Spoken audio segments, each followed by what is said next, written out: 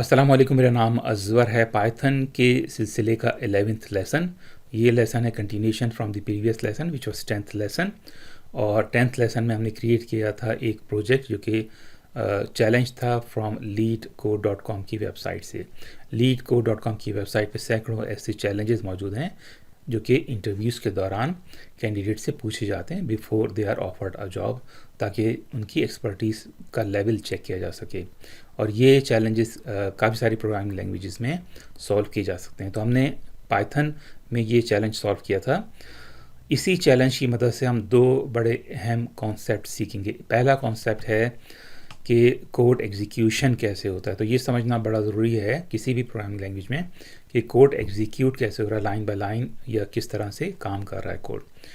तो ये code execution का सवाल आपसे भी पूछा जाएगा जब आपको प्रोजेक्ट्स दिए जाएंगे, और आपसे पूछा जाएगा जो आपने कोड क्रिएट किया है और एक प्रॉब्लम सॉल्व किया है, वो कोड आपका काम कैसे कर रहा है। और समझना ऐसे प्रोग्रामर बड़ा ज़रूरी है। लेकिन उससे ज़्यादा अहम चीज़ है जो कि हम पहले सीखेंगे, वो है डिक्शनरी, जो कि एक डेटा टाइप है, डेटा स्ट्रक्चर है। डिक्शनरी जो कि हमने क्रिएट की थी पिछले लेसन में, और एक और डेटा स्ट्रक्चर लिस्ट का हमें इसमें पहले से दिया हुआ था। तो ये दोनों डेटा टाइप्स बड़े इंपॉर्टेंट हैं, डेटा स्ट्रक्चर्स भी कहलाते हैं ये, जिसमें डेटा सेव होता है किसी भी प्रोग्राम का।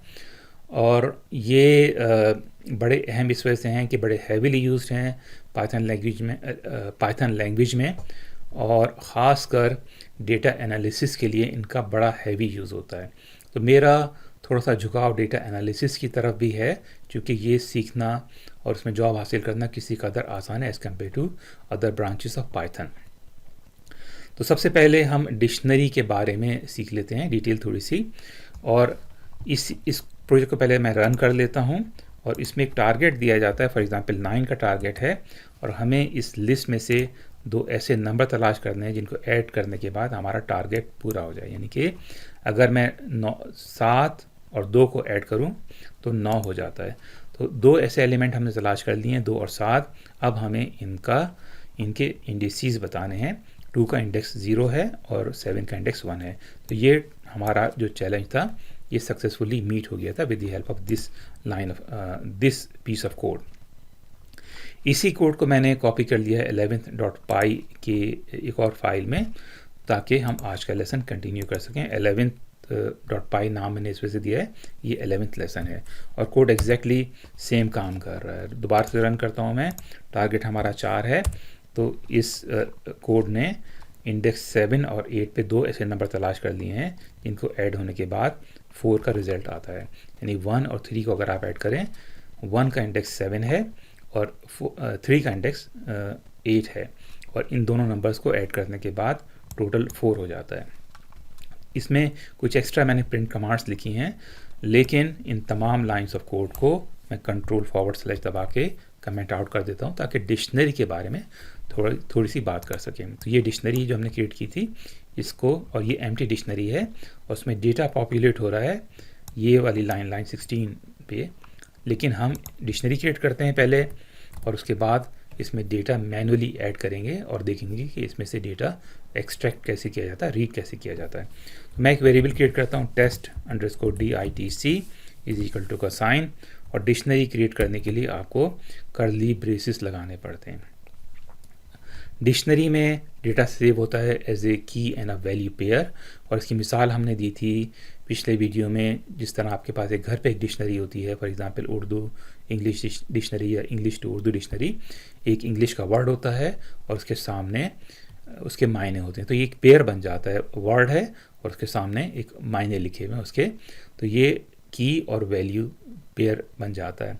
इंग्लिश का वर्ड की कहलाएगी इन दिस केस, और उसका जो रेस्पॉन्स है, उसका जो आंसर है, उर्दू में जो ट्रांसलेशन है, उसको वैल्यू कहा जाएगा।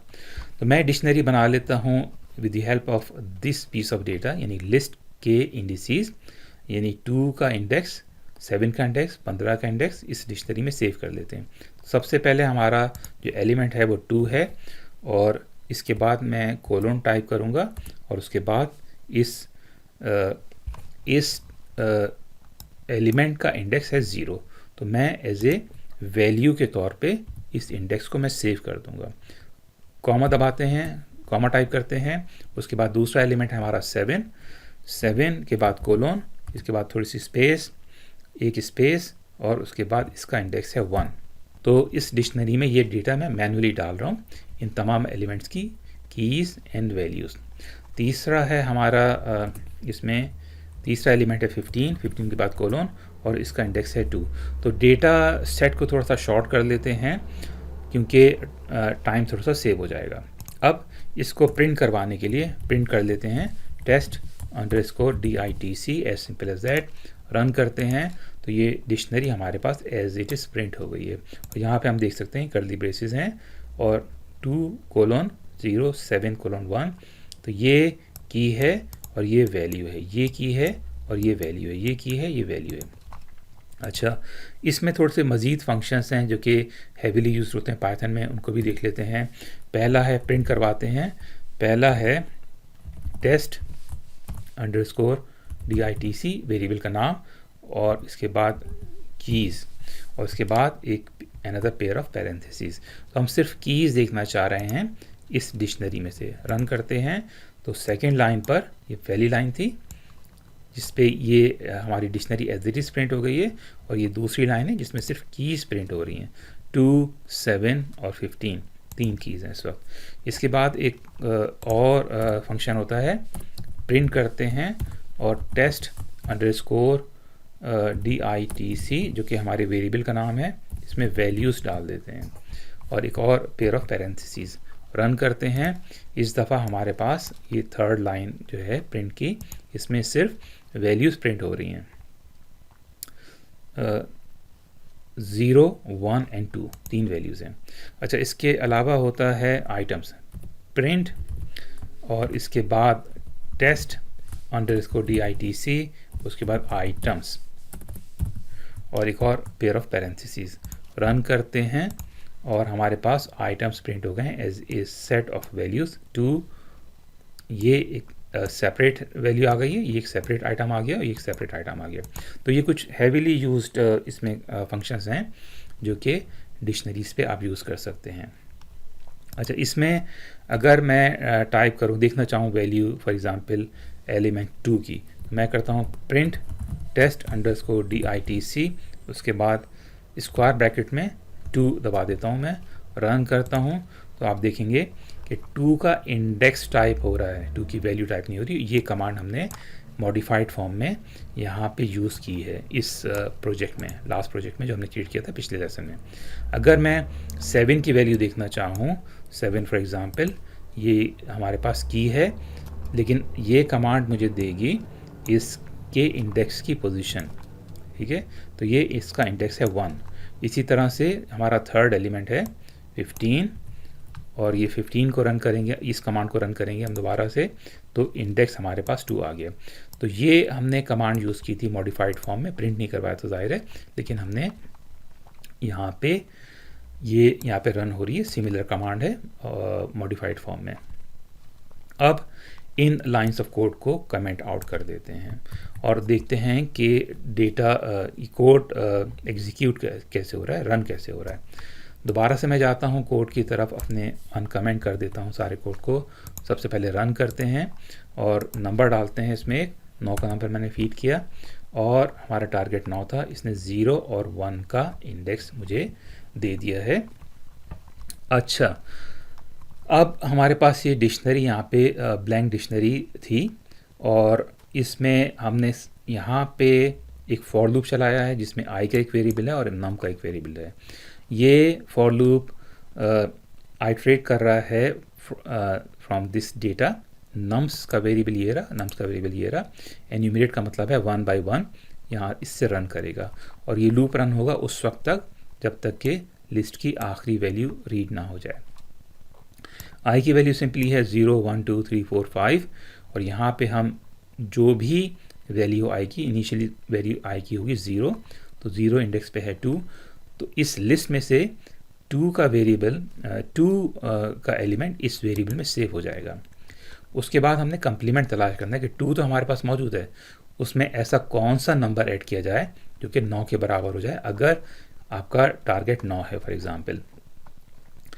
तो अगर हम 9 एज ए टारगेट देते हैं with the help of this line of code, तो कंप्लीमेंट का एक और वेरिएबल है यहाँ पे, वी इनपुट हमारा था 9, जिसको हमने यहाँ पे फीड किया था, ये वाला वेरिएबल वी इनपुट 9 था। इसमें पहली दफ़ा नंबर है हमारा 2, तो 9 में से अगर 2 सब्ट्रैक्ट करें तो कंप्लीमेंट हो जाएगा हमारा 7। तो अगर मैं इस लाइन ऑफ कोड को अनकमेंट करूं, इसमें कंप्लीमेंट प्रिंट करवाऊं, तो हमारे पास कंप्लीमेंट आना चाहिए 7।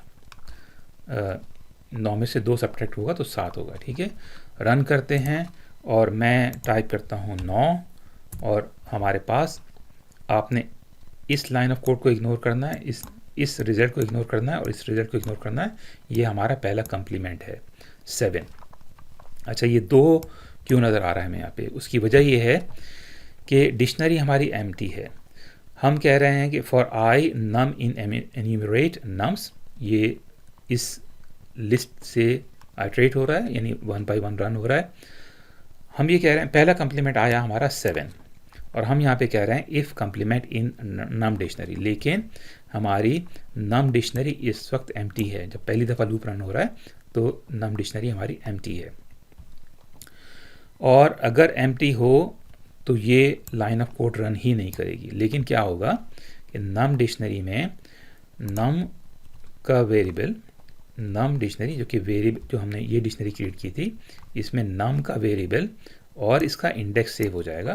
तो अगर मैं नम डिक्शनरी यहाँ पे प्रिंट करूँ, रन करते हैं दोबारा से, वही नंबर डालते हैं ताकि समझने में आसानी रहे, तो हमारे पास यहाँ पे ये नम डिक्शनरी में पहला नंबर जो था एलिमेंट का 2 अलॉन्ग विथ इट्स इंडेक्स, जो कि यहाँ पे सेव हुआ इस डिक्शनरी में, यहाँ पे नज़र आ रहा है, 2 एज ए की एंड 0 एज ए वैल्यू।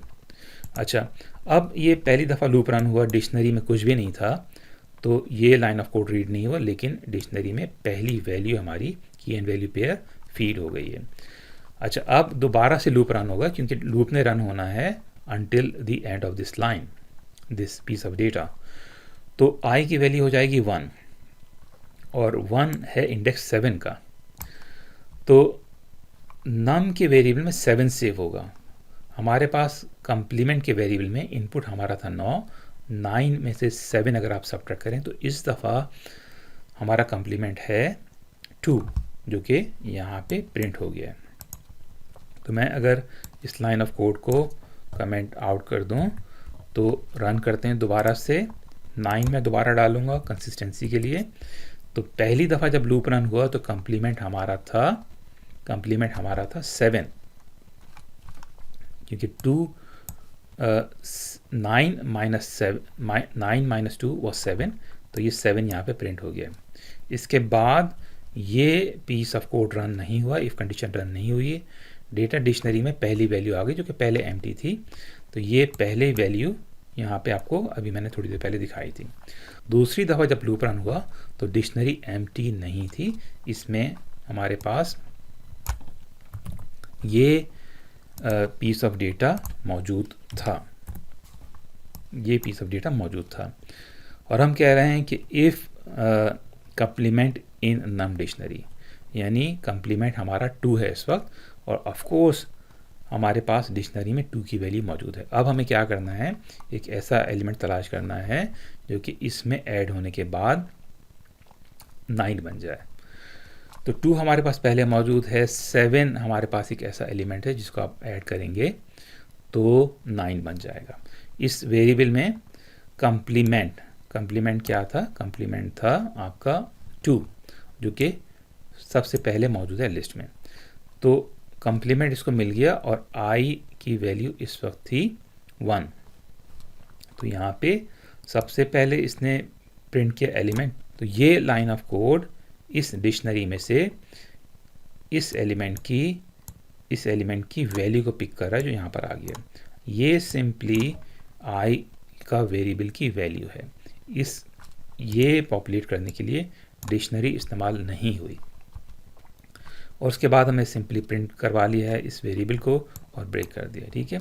अगर मैं टाइप करूं कोई ऐसा नंबर, फॉर एग्ज़ाम्पल मैं टाइप करता हूं 26, जो कि ये 2 एलिमेंट्स हैं, तो यहाँ पे हमारे पास 3 वैल्यूज़ आएंगी instead of 1 key and value pair we should have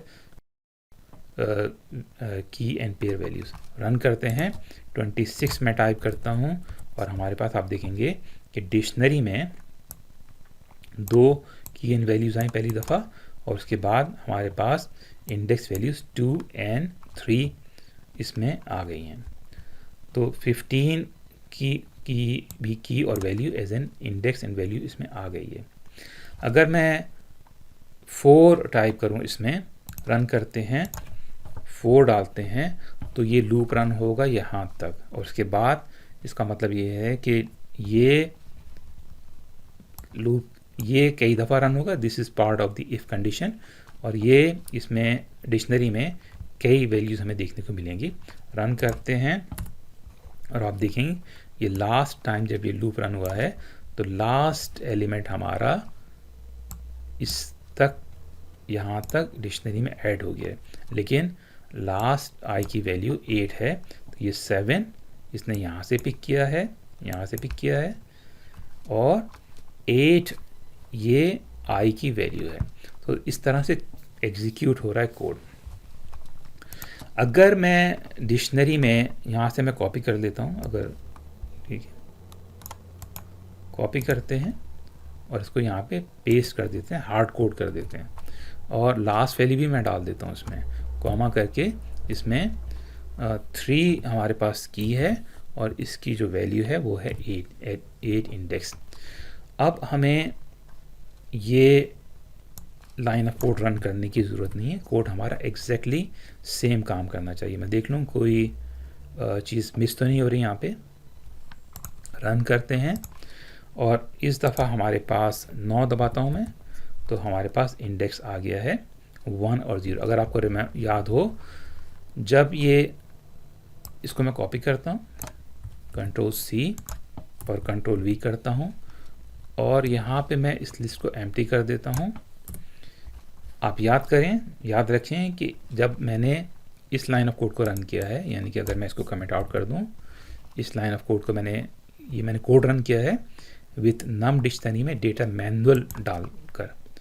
तो रन करते हैं, एंटर करते हैं नंबर 9 तो मेरे पास जो रिज़ल्ट आया है इंडेक्स 1 और इंडेक्स 0 आया है। ठीक है, इंडेक्स 1 पे 7 है और इंडेक्स 0 पे, इंडेक्स 1 पे 7 है और इंडेक्स 0 पर 2 है। अच्छा, ये क्यों हुआ कि, लेकिन अगर मैं इस कोड को कमेंट कर दूं, इस लाइन ऑफ कोड को कंट्रोल// और इस एम्प्टी डिक्शनरी को दोबारा से एक्टिवेट कर दूं और दोबारा से इस लाइन ऑफ कोड को एक्टिव कर दूं, अनकमेंट कर दूं, तो रिज़ल्ट आना चाहिए 0 और 1। रन करते हैं, 9 डालता हूं मैं दोबारा से और इस दफ़ा हमारे पास जो रिज़ल्ट आया है वो 0 एंड 1 आया है। 0 एंड 1 ये क्यों हुआ? ये इस वजह से हुआ, दोबारा से करते हैं, इस लाइन ऑफ कोड को अनकमेंट, इसको कमेंट करना पड़ेगा और इस लाइन ऑफ कोड को भी कमेंट करना पड़ेगा, कंट्रोल/। अब हम क्या कह रहे हैं, हमने डेटा डिक्शनरी में डेटा मैनुअली डाल दिया है और हम ये कह रहे हैं कि इफ़ कम्प्लीमेंट है हमारा v इनपुट माइनस नम। ठीक है, तो v इनपुट हमारा था 9 में से हमारा जो पहला एलिमेंट है 2, 9 में से जब 2 सब्ट्रैक्ट हुआ तो 7 कम्प्लीमेंट आ गया। इस डिक्शनरी में 7 ऑलरेडी मौजूद है जिसकी इंडेक्स पोजीशन 1 है, 7 हमारे पास यहाँ पे मौजूद है। तो ये रिवर्स हो रहा है। अब हमारे पास दूसरा एलिमेंट दोबारा से लूप रन होगा और हमने ऐसा नंबर तलाश करना है जो 7 में ऐड होने के बाद 9 बना दे। तो ये जब अब दोबारा से लूप रन हुआ तो उसको पहले ही पोजीशन पर एक ऐसा एलिमेंट मिल गया है जिसको 7 में ऐड करने के बाद 9 हो जाता है। तो ये आई की वैल्यू दोबारा से प्रिंट हो गई। तो ये थोड़ा सा काम ये पीस ऑफ कोड भी कर रहा है, लेकिन ये थोड़ा सा इम्प्रैक्टिकल है और रिकमेंडेड इस वजह से नहीं है क्योंकि आपके पास ये नम के वेरिएबल में it can have a huge number of elements और आमतौर से ये होता है जब आप प्रैक्टिकल लाइफ में काम कर रहे होते हैं किसी एक्चुअल डेटा पर, डेटा सेट पे, तो नंबर ऑफ़ एलिमेंट्स ह्यूमंगस भी हो सकते हैं, हज़ारों लाखों की तादाद में भी हो सकते हैं। तो मैनुअली फीड करना डिक्शनरी में डेटा इन दिस केस थोड़ा सा इम्प्रैक्टिकल हो सकता है। तो यहाँ पे हमने इस डिक्शनरी में data with the help of code डाला है, और जितने भी एलिमेंट्स इसमें ऐड होते रहेंगे ये काम ऑटोमेटिकली होता रहेगा, बजाय इसके कि आप मैनुअली अपने डिक्शनरी में डेटा फीड करें। तो this was the way this code is being executed and it's working. Hopefully ये लेसन कुछ लोगों के लिए सूदमंद साबित होगा। मिलते हैं अगले वीडियो में। अल्लाह हाफिज़।